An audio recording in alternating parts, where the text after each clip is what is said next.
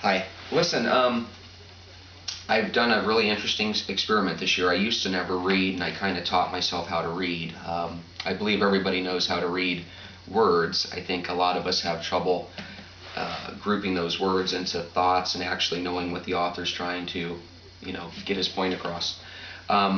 In the book from Douglas Adams, The Ultimate Hitchhiker's Guide to the Galaxy, the second book, The Restaurant at the End of the Universe, I want to just read this to you. It says, "There is a theory which states that if ever anyone discovers exactly what the universe is for and why it is here, it will instantly disappear and be replaced by something even more bizarre and inexplicable.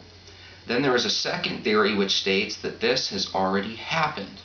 Now I want to talk to you guys about this, and this is the reason why.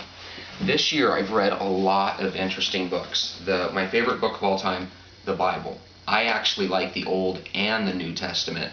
Go figure. The Quran I read this year. The Gita. I read a little bit about religions of Mesoamerica. Then I also read a little Zecharia Sitchin. Read Zecharia Sitchin, very interesting. I also read a little Von Daniken, Chariots of the Gods, and I read a little bit of the Book of Mormon. I haven't finished this book.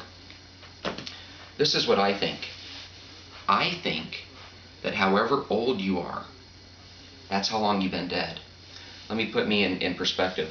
I'm 32. I think I died 32 years ago.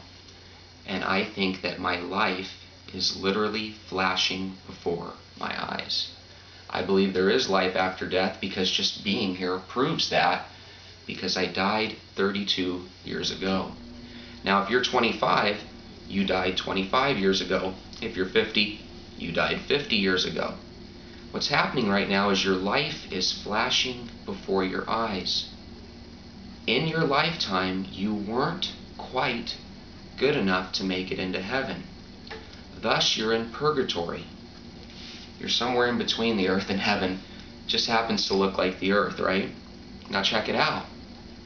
If you weren't good enough to make it, and you were up there talking to God at the pearly gates, and He gave you an opportunity to go back, this is very much how that opportunity would seem.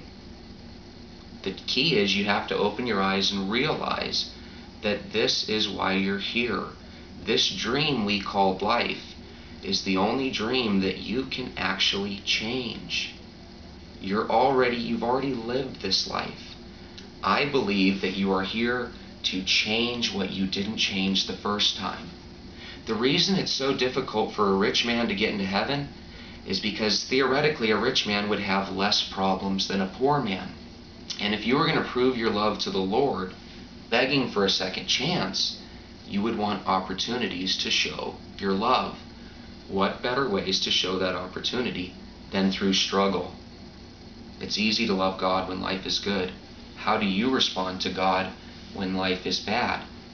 Everyone's heard the prayer of the footsteps in the sand. How there's one set of footprints, and supposedly when life was tough, you thought God abandoned you, and it was actually Him hoisting you up in His arms and walking with you and carrying you. I want you to look at this differently. I want you to pretend like He actually wasn't there. When He's not there, that's where faith comes in. That's where you have to still believe that He is there. It's not easy to get into heaven when life is easy. Sometimes life's meant to be challenging. And if every challenge was a way to show your love to the Lord, wouldn't you want more of them? So quit poo-pooing life. Quit thinking everything's horrible. Get out there. Start tipping. Start making the economy move. Tell me what you think. I'll talk to you soon.